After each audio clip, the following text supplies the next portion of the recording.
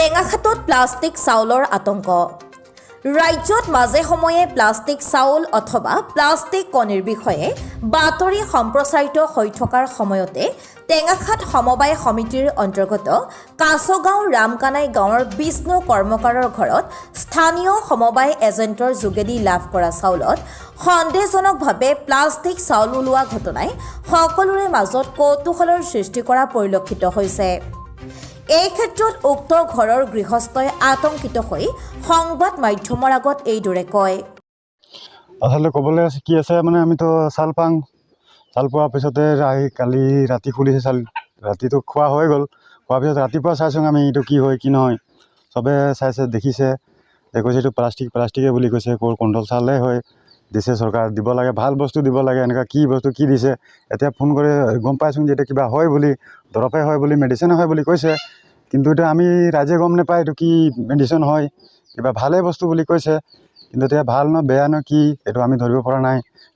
আমি খাং আমাৰ ল'ৰা ছোৱালী চবেই খায়, কি অভাৱ পৰে কি নহয় এইটো আমাৰ কৰিব লাগে, সিদ্ধান্ত ল'ব লাগে, জানিব লাগে কি নহয়।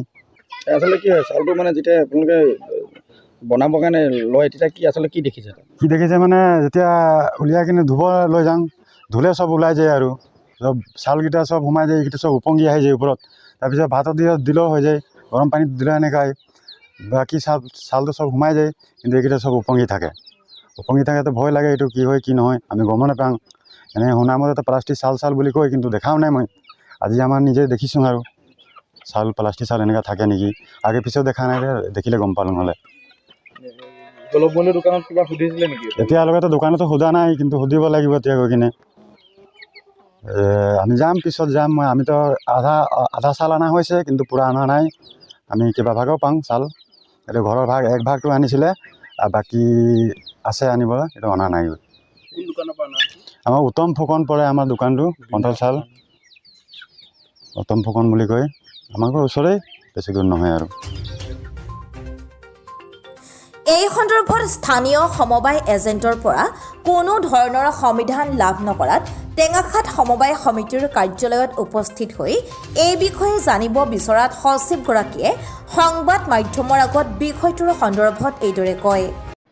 আপোনালোকৰ নিউজ চেনেলৰ জৰিয়তে NFSৰ অধীনত চাউল পোৱা সকলো ৰাইজকে জনাওঁ যে বৰ্তমান এতিয়া দুই ধৰণৰ চাউল ভাৰত চৰকাৰে যোগান ধৰে আমাৰ সমবায় সমিতিৰ জৰিয়তে। এক হ'ল NFSৰ চাউল, যিটো সকলোৱে জেনেৰেলি প্ৰায়ৰিটি 5 কেজি আৰু এৱেব 35 কেজি হিচাপে সকলোৱে পাই আহিছে। আৰু দুই নম্বৰটো হ'ল ফৰ্টিফাইড ৰাইচ, যিটোক লৈ সদায় বিতৰ্কিত হৈ থকা শুনিছোঁ বা দেখিছোঁ। এই ফৰ্টিফাইড ৰাইচটো হ'ল মিড ডে মিল, যিটো স্কুল আৰু অংগনবাদী, এই দুই জেগাত আমাৰ এই ফৰ্টিফাইড ৰাইচটো আহে।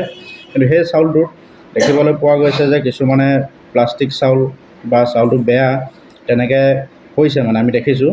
কিন্তু সকলো ৰাইজকে মোৰ ফালৰ পৰা অনুৰোধ জনাইছোঁ যে সেই চাউলটো কোনো ধৰণৰ প্লাষ্টিক চাউল বা কোনো ধৰণৰ বেয়া চাউল নহয়, সেইটোত ভিটামিন চাউল, কেৱল অংগনবাদী আৰু মিড ডে মিলত দিয়া হয়। সেই চাউলটোত লৈ কোনো ধৰণৰ যাতে ভয় নাখায়, কোনো ধৰণৰ ৰাইজে যাতে আতংকিত নহয়, তাকে অনুৰোধ জনাইছোঁ। এই ক্ষেত্ৰত টেঙাখাট সমবায় সমিতিৰ লগতে স্থানীয় এজেণ্টসমূহ অধিক সচেতন আৰু দায়িত্বশীল হোৱাটো টেঙাখাটবাসী ৰাইজে কামনা কৰিছে। News desk report, Tengakhat live. টেঙাখাটবাসী ৰাইজৰ বাবে সুখবৰ। টেঙাখাট ব্লক ৰোডত নতুনকৈ স্থাপন কৰা হৈছে আই ক্লিনিক। অভিজ্ঞ চিকিৎসকৰ দ্বাৰা আপোনাৰ চকু পৰীক্ষা কৰোৱাই সহজতে ল'ব পাৰিব আপোনাৰ পচন্দৰ চশমাযোৰ। অত্যাধুনিক যন্ত্ৰপাতিৰে চকু পৰীক্ষা কৰিব পৰা টেঙাখাট SK অপটিকেলছত আপুনি অতি শীঘ্ৰে আপোনাৰ চকুহাল কম্পিউটাৰৰ দ্বাৰা আজিয়েই পৰীক্ষা কৰাওক।